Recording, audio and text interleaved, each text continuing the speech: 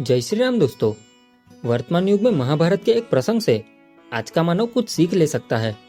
यह प्रसंग उस वक्त का है जबकि पांचों पांडवों को वनवास हो गया था। वनवास जाने से पूर्व पांडवों ने भगवान श्री कृष्ण से कहा, हे श्री कृष्ण, अभी यह द्वापर का अंतकाल चल रहा है। आप हमें ये बताइए कि आने वाले कलयुग में कलिकाल की चाल या गति क्या होगी, कैसी होगी। श्री कृष्ण कहते हैं, तुम पांचों भाई वन में जाओ और जो कुछ भी दिखे वहां आकर मुझे बताओ, मैं तुम्हें उसका प्रभाव बताऊंगा।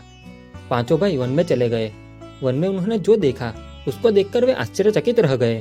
आखिर उन्होंने वन में ऐसा क्या देखा और उस पर श्री कृष्ण ने क्या जवाब दिया, चलिए इस वीडियो में जानते हैं। पांचों भाई जब वन में रहने लगे तो एक बार वे अलग अलग दिशाओं में वन भ्रमण को निकले।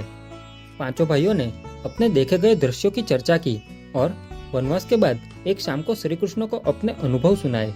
सबसे पहले युधिष्ठिर ने कहा कि मैंने तो पहली बार 2 सूंड वाला हाथी देखा, यह मेरे लिए बहुत आश्चर्यजनक था।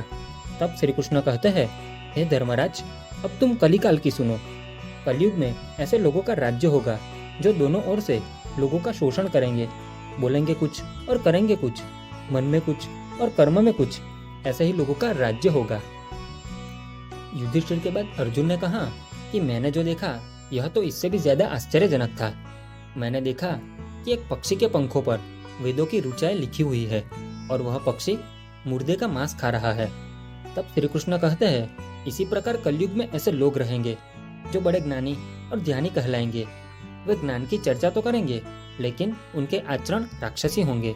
बड़े पंडित और विद्वान कहलाएंगे किंतु वे यही देखते रहेंगे कि कौन सा मनुष्य मरे और हमारे नाम से संपत्ति कर जाए। हे अर्जुन, हर जाति धर्म के प्रमुख पद पर बैठे लोग विचार करेंगे कि कब किसका श्राद्ध हो, कौन कब किस पद पर से हटे और हम उस पर चढ़े।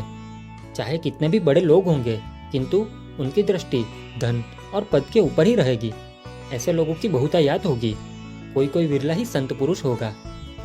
अर्जुन के बाद भीम ने अपना अनुभव सुनाया। भीम ने कहा, मैंने देखा कि एक गाय अपने बछड़े को इतना चाटती है कि बछड़ा लहूलुहान हो जाता है। तब श्री कृष्ण कहते हैं, कलयुग का मनुष्य शिशुपाल हो जाएगा। कलयुग में बालकों के प्रति ममता के कारण उन्हें अपने विकास का अवसर ही नहीं मिलेगा। मोह माया में ही घर बर्बाद हो जाएगा। किसी का बेटा घर छोड़कर साधु बनेगा तो हजारों व्यक्ति दर्शन करेंगे, किंतु यदि अपना बेटा साधु बनता होगा तो रोएंगे कि मेरे बेटे का क्या होगा। इतनी सारी ममता होगी कि उसे मोह माया और परिवार में ही बांध कर रखेंगे। वास्तव में लड़के तुम्हारे नहीं है, वे तो बहुओं की अनामत है। लड़कियां जमाइयों की अनामत है और तुम्हारा यह शरीर मृत्यु की अनामत है। तुम्हारी आत्मा परमात्मा की अनामत है। तुम इस शाश्वत संबंध को जान लो। भीम के बाद सहदेव ने पूछा, हे श्री कृष्ण, मैंने जो देखा उसका क्या मतलब है। मैंने यह देखा कि 5-7 भरे कुओं के बीच एक कुआं खाली है, जबकि वही कुआं सबसे गहरा भी है। ऐसा कैसे संभव हो सकता है।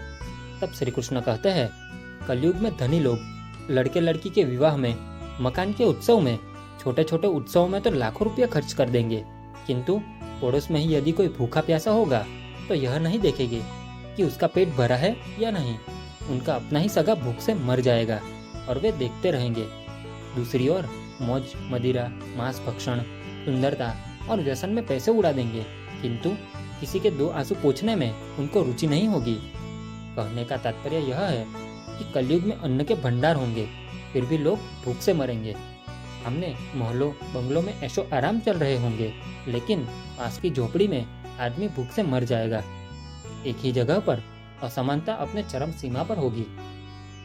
सहदेव के बाद नकुल ने श्री कृष्ण को बताया कि मैंने भी एक आश्चर्य देखा। वह यह है कि एक बड़ी सी चट्टान पहाड़ से लुढ़की। वृक्षों के तने और चट्टानें उसे रोक न पाए, किंतु एक छोटे से पौधे पर टकराते ही वह चट्टान रुक गई। तब श्री कृष्ण ने कहा, कलयुग में मानव का मन नीचे गिरेगा, उसका जीवन पतित होगा। यह पतित जीवन धन की शिलाओं से नहीं रुकेगा, ना ही सत्ता के वृक्षों से रुकेगा, किंतु हरि नाम के एक छोटे से पौधे से, हरि कीर्तन के एक छोटे से पौधे से मनुष्य का जीवन पतित होना रुक जाएगा।